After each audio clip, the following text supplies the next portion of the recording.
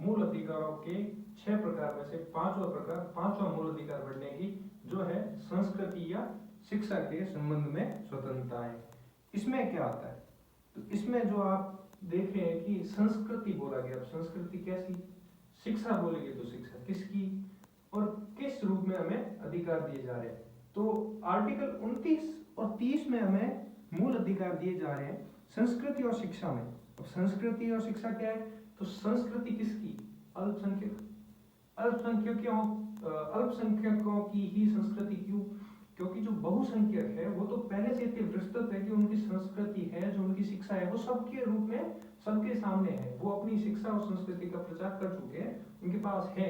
मगर जो अल्पसंख्यक है, अल्पसंख्यक कौन से, अल्पसंख्यक दो प्रकार के होते हैं, धार्मिक और भाषाई आधार पर अल्पसंख्यक। तो दोनों प्रकार के जो अल्पसंख्यक है, धार्मिक हो चाहे भाषा हो, तो अनुच्छेद 29 में वो कहता है कि अल्पसंख्यकों के हितों का संरक्षण।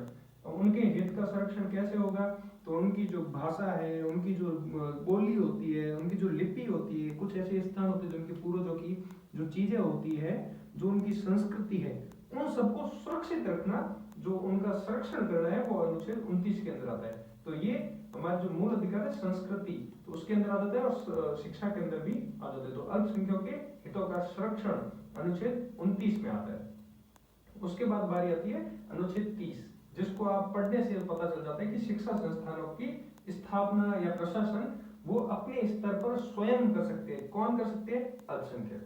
अनुच्छेद 29 के अंदर अल्पसंख्यक बोला है, हालांकि ये बहुसंख्यक और अल्पसंख्यक दोनों पर लागू होता है, ऐसा सुप्रीम कोर्ट ने कहा है, मगर बहुसंख्यक का जो संस्कृति है, जो शिक्षा है, वो बहुत लोगों के बीच है, तो अपने आप विस्तृत है, उनको संरक्षण करने की जरूरत कम पड़ती है।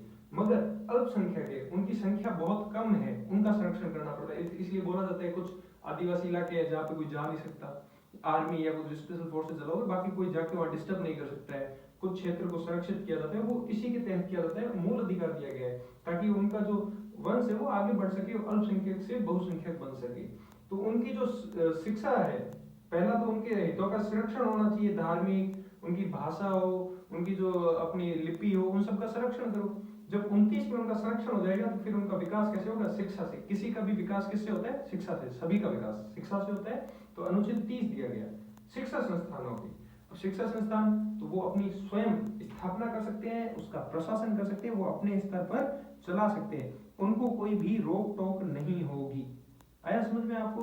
उसके बाद हम पढ़ लेते हैं हमारा वापिस मूल अधिकार छठा, 6 अंतिम मूल अधिकार।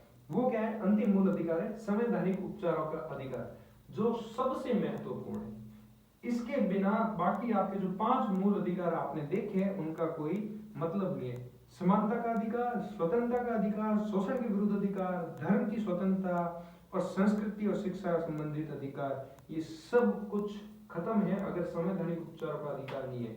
इसके तहत सुप्रीम कोर्ट हमारी रक्षा करती है अनुच्छेद 32, और इसी को ही कहा जाता है संविधान की आत्मा।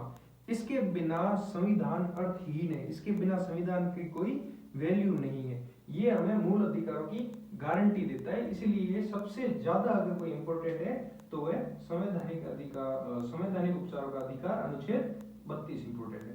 अब आप बोलोगे 31 का है, तो मैं एक बार फिर बता दूं कि 31 हमारा था जो संपत्ति का अधिकार था, जिसको हटा दिया गया, इसलिए अब हमारे पास 6 मूल अधिकार है और वो 32 पूरे हो चुके हैं। ये तो शॉर्ट परिचय था, हमने 2 अभी तक मूल अधिकार पढ़ लिए, समानता का अधिकार और स्वतंत्रता का अधिकार अनुच्छेद 22 तक पढ़ लिए।